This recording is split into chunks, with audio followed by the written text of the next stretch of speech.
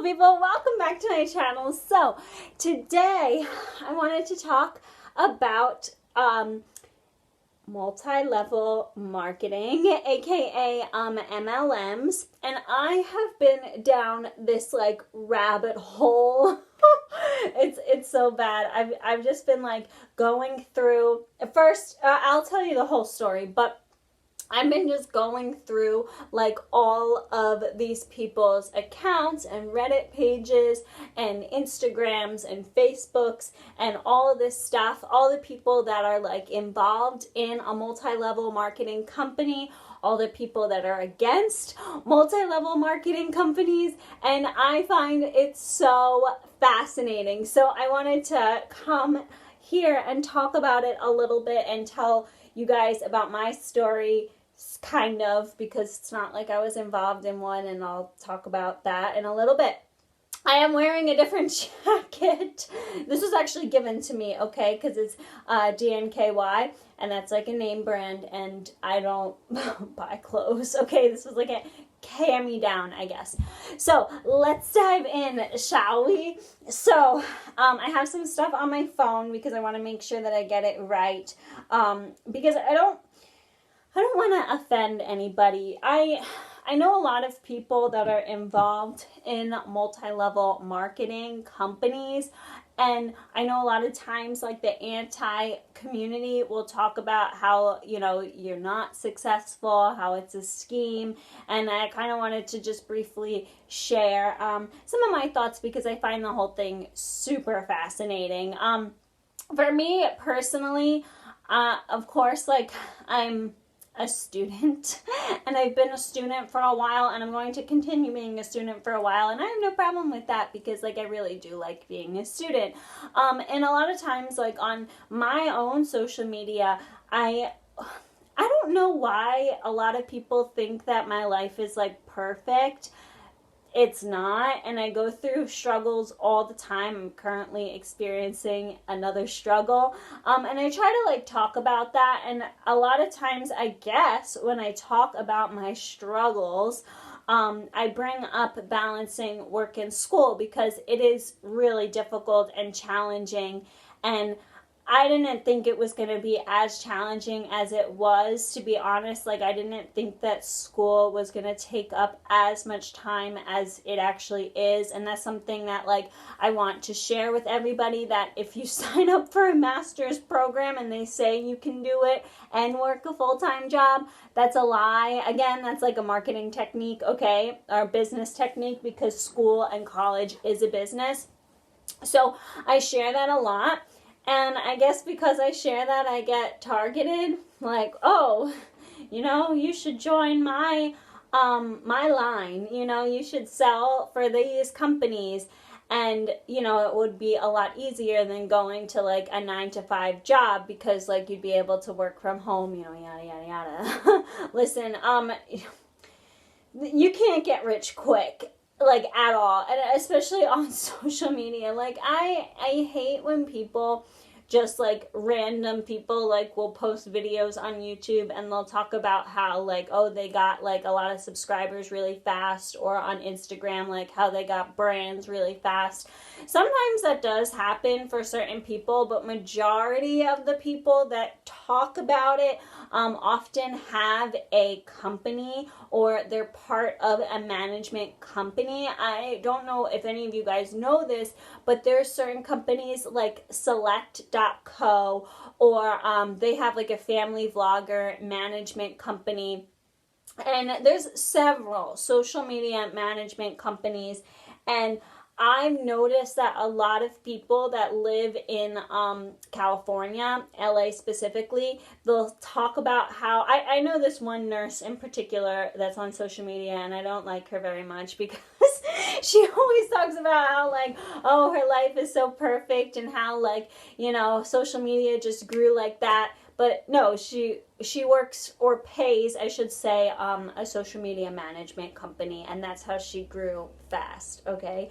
So, and then you can buy subscribers and all that stuff. So whenever multi-level marketing, they talk about how it's easy to sell products and how to like, it's easy to build your network and all this stuff. Like, it's just such a lie. It's a from all standpoints, okay? The market is oversaturated. Everybody can post wherever they want and whatever they want and use whatever hashtags they want. Like, it's really hard to get noticed unless you pay into somebody or something, okay? So that's like number one. I don't like when people recruit me. And then number two, and this is like major, yeah, it sucks going to school and it sucks working and it sucks balancing both with my home life, but it's just part time. You know, I'm going to be going to school for a really long time, but I'm not going to be balancing work and school for a very long time. There's going to be a period where I just focus on school, and then of course there's going to be a period where I just focus on work. So I'm just doing the grind for a short period of time in my whole entire career, in my whole entire life. I don't have to grind for 40 years for work. And that's like something that's really important. And I'm going to talk about that a little later in the video. So let's just talk multi-level marketing. This is from Investopedia. I use Investopedia all the time whenever I do research for school. It's a great website. So, multi-level marketing, MLM, is a strategy some direct sales companies use to encourage existing distributors to recruit new distributors who are paid a percentage of the recruiter's sales. And this is very common, even like at work. You know, if you refer a friend to work for a specific company or a specific job, sometimes you can get like a bonus for recruiting. A lot of times I get hesitant when companies talk about recruiting new sales people.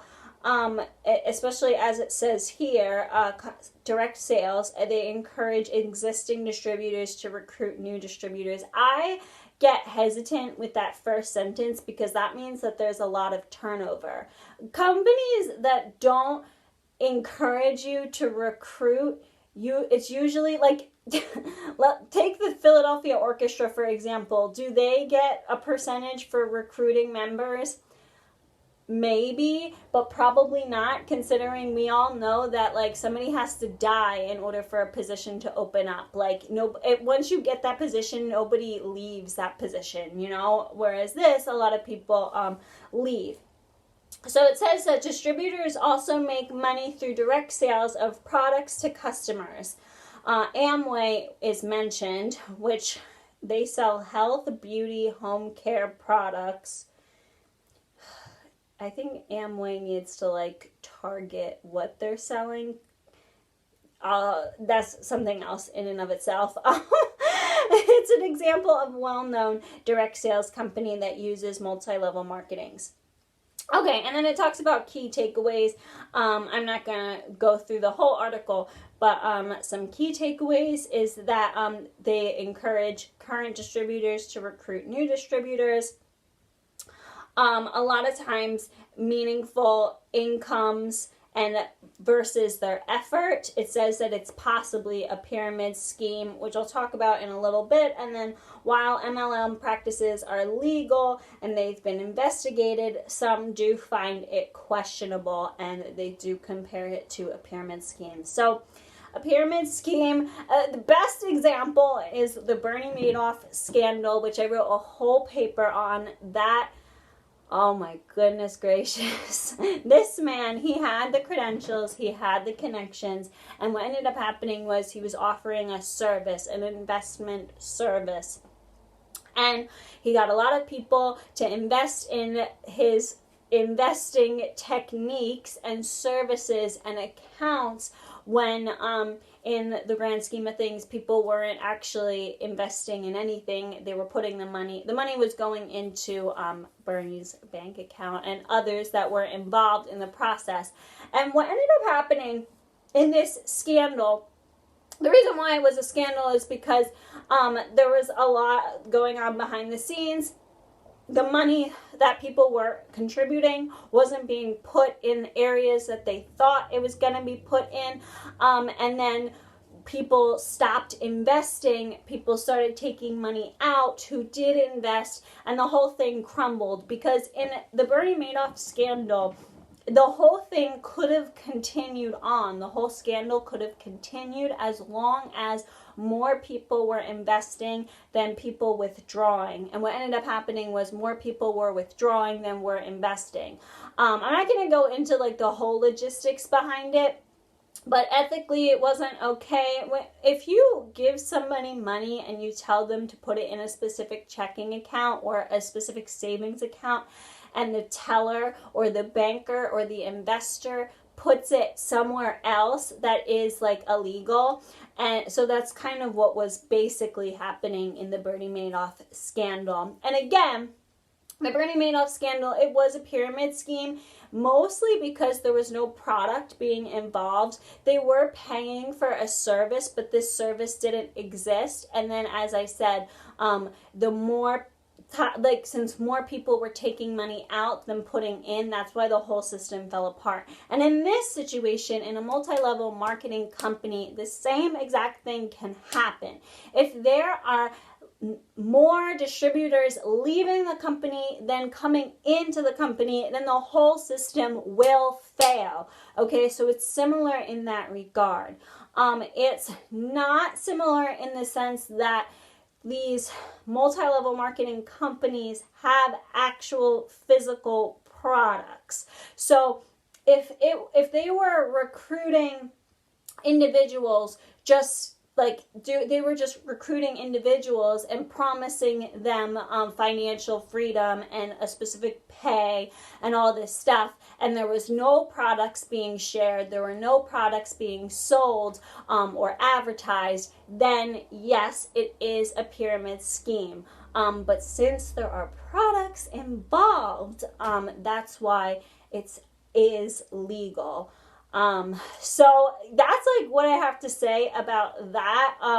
I know a lot of times these companies, they, what ends up happening is if you're a distributor, you make more money if you, get somebody to join your team versus if you sell product. And that's why a lot of people deem them as illegal, because a lot of times distributors try to get new distributors instead of necessarily selling the product. But if they are ever questioned, they do have the product to back them up. So that's kind of like the main gist of it, just to let all of you know. What I wanted to share is that as somebody getting their MBA, there's a lot of costs and associated with this type of business. I don't want to say like that people aren't going to be successful, because I know a lot of, like I said, I know a lot of people who do multi-level marketing, and I'm friends with a few people who do multi-level marketing, and I have no right to say you're going to be successful or you're not going to be successful. Like, I mean, it really depends. You can't really make that judgment on somebody. You could talk about like how the system isn't very beneficial since there's a high turnover rate, and if more distributors leave than coming in, the whole system could fall apart. Oh, you specifically are recruiting people for your downline, you're not necessarily selling as much product. Like, there's all these things you could say about somebody, but to be honest, like, I don't have the power to say that. If I was like a boss of somebody, then maybe I could say that, So I don't want to say anything bad. What I do want to say that's kind of sketchy, whenever you join these types of teams, you often get a starter pack. And that, I think, is number one. Number one is the turnover rate. Because if distributors are trying to get more distributors, that means regardless of whether it's like illegal or legal, that shows that there's a big turnover rate. And personally, I don't want to work for a big turnover. I don't want to work for a company that has a big turnover rate. I'm like sick and tired of being in that position, because I've been in that position before with legit full-fledged companies that, pay taxes, have taxes taken out and all that stuff. So that's like the number one reason why I don't want to join a multi-level marketing company. I also don't like sales or marketing. I'm not very good at that. Okay, like that's number two, just personally. Number three, and this is like really, really important, is those starter packs. Like how, if you get a starter pack, that's my computer. If you get a starter pack and, you know, I don't know, it's $200 and it comes with an assortment of different products, how do you know what your customers are going to want?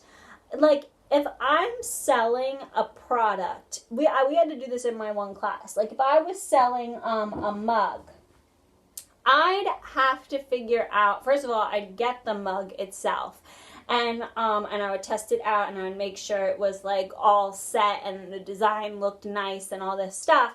But then I'd have to figure out like, what do my clients want? And I'd kind of have to do a survey of like what's out here in the area, what have my clients ordered in the past, what's more demanding, like, or do the white mugs sell faster than the black mugs? Should I even make black mugs? Like, you know, all these things have to go into it because the big component here is that you do not want excess inventory.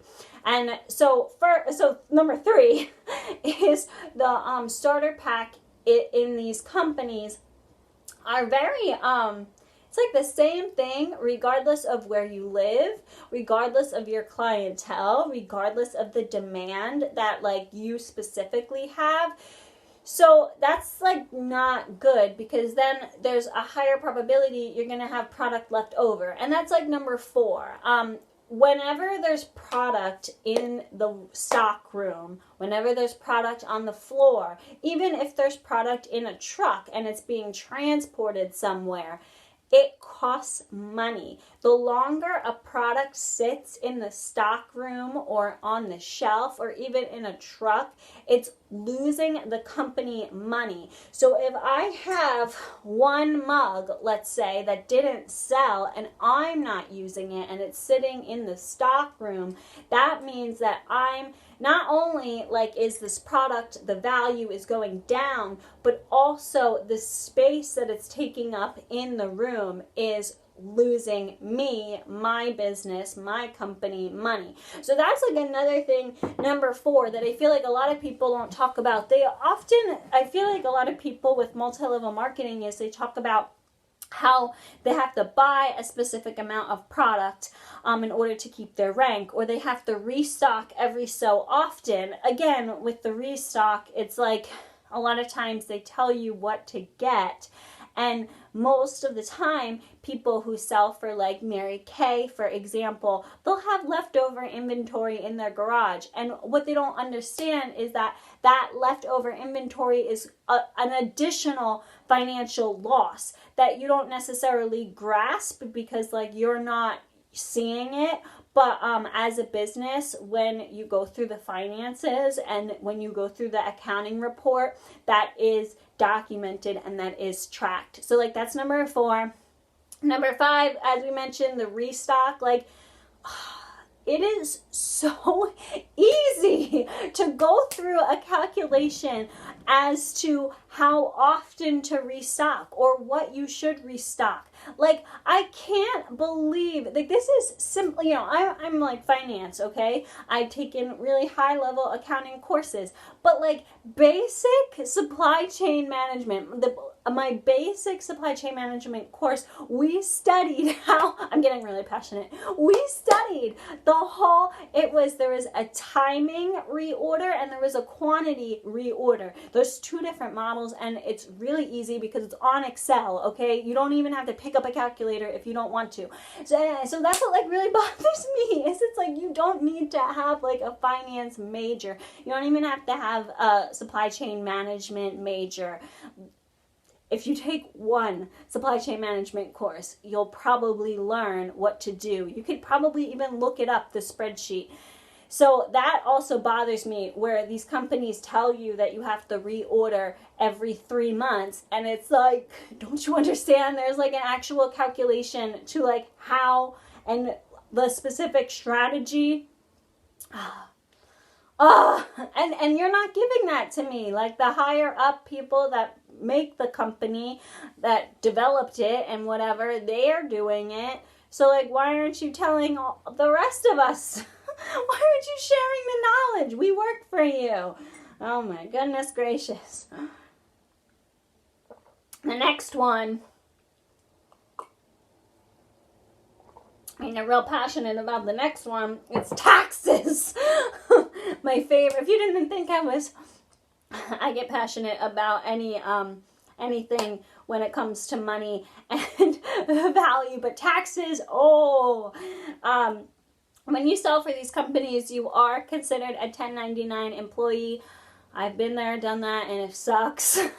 I like taxes too, but it just sucks because you have to track every single thing you're spending, and then certain things like your home office, your car, the supplies, certain things, your phone, it gets deducted. So like that's another thing too, is like with a car. So let's pretend that like you're using this car and you're selling the product door to door, which you need a license for, but let's just pretend you have a license and that's what you're doing.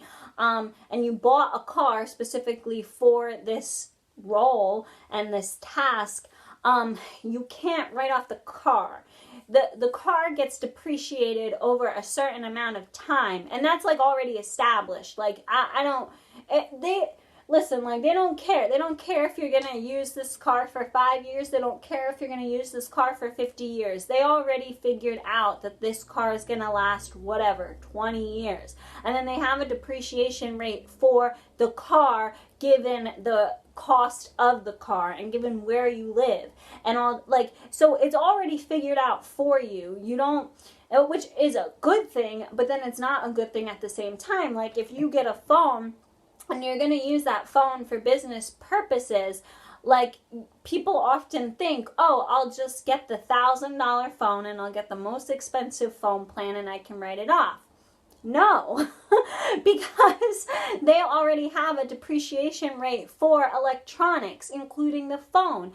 And like in certain situations, yes, paying more for a phone might be more beneficial if they're going off of like a percentage depreciation rate. But sometimes it bites you in the butt, because I don't want to curse because I don't want to have to like bleep anything out, but sometimes they already have the depreciation rate in a number value. So it doesn't matter if you spend $700 on the phone or if you spend $10,000 on the phone. Like they already know how much is going to get depreciated. And a lot of times too, if you're a independent contractor and you're doing your own taxes, you're not going to be able to do the depreciation rate correctly, and then you're going to have issues later. So yeah, and that's another thing too. If you are an independent contractor, I suggest going to H&R Block and speaking with a representative or hiring a CPA. That's another expense that if you were not an independent contractor, you would not have that expense. So, yeah. Also, too, the whole writing off stuff. Again, if I make $100, like let's just pretend I make like $100 and then I spend $700 on a phone. I can't write off the phone. Even though I use it for business purposes, I can't write it off because I don't have the income to write it off. So you have to be making more than what you're spending in order to write off a business expense. That's like another rule of thumb. And then when if you do, let's say, make $800 and you bought a $700 phone and you write it off, then you don't actually get to write off the $700.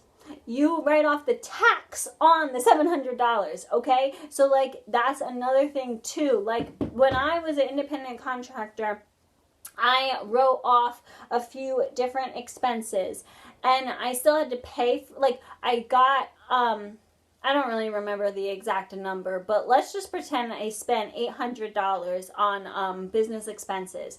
And then I wrote it off. And then I got $200 back in my deductions because I wrote off these expenses. But I got the $200 back because that was the tax on the $800. And I was making more than $800, so I was able to write that off. If I was making $700, I wouldn't be able to write off all 800 of the expenses. So like those are some like key rules here. Like if you, and we'll talk about conference in a second, but if you I'm getting upset. If you don't, you can't spend more than what you make, okay, as an independent contractor, period. And if you do spend more than what you make, not only do you go into debt, but you can't write it off. And then if you're lucky and you are good with your money and you don't spend more than what you make, and you write it off, it's not free. You get the tax back, but you don't get the actual expense back. So you still have to, whenever you're doing business expenses as an independent contractor, or even if you work for an organization and you do have like a budget, you always have to still spend the money as if it's your own money. So like for me, I'm cheap. So like when it comes to the hospital, we have to order specific gloves and specific wipes, okay? But like I'm gonna order them in bulk so I can get a better rate, because if I was ordering it for my house, I would do the same so I could get a better rate. And that's what you have to do. Even if it's a business, even if it's not your business and you work for a corporation, even if you're an independent contractor, like you still have to spend money on a budget. You still have to spend smart, because nothing is free. And if you do opt for the car upgrade, or you opt for the more expensive gloves, you're going to get in trouble financially in some way, shape, or form. Oh, jeez. Okay, so I was going to go over my notes. Oh, benefits, flexibility.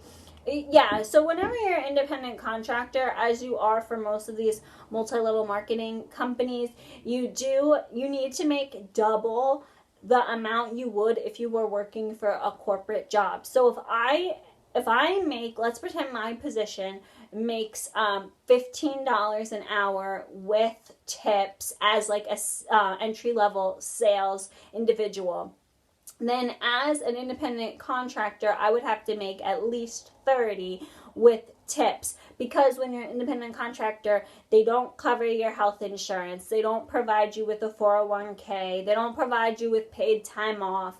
And it does suck. Like, I'm not gonna lie. It's so, you have no idea how nice it is to like take a vacation and like not worry about paying your bills, because like you know you're gonna get that money. Like, you have no idea. Like when, not that I've traveled recently, but like when I went to Armenia, I mean, just because I was out of the country didn't mean that the bills still came in, you know?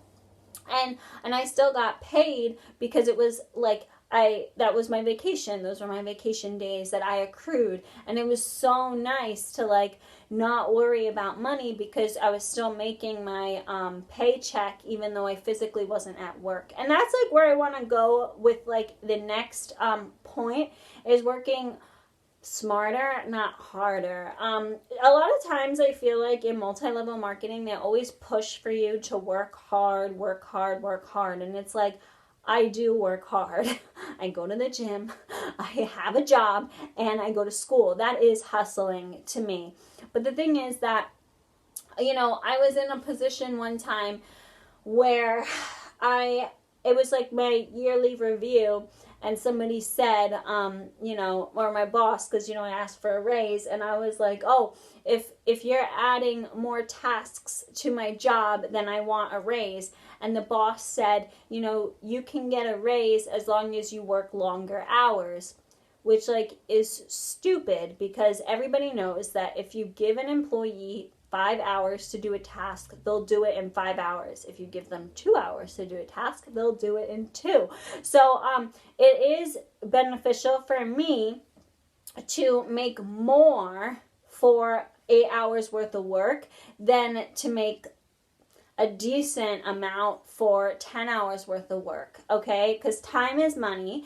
And for me, for my skill level, I much rather work really, really hard during those 8 hours than to leisurely work for 10 plus. And that's a lot of times what ends up happening, I feel, in these multi-level marketing is they don't necessarily tell you to work smarter. They just tell you to work harder. And, you know, harder, that's like a different definition for everybody.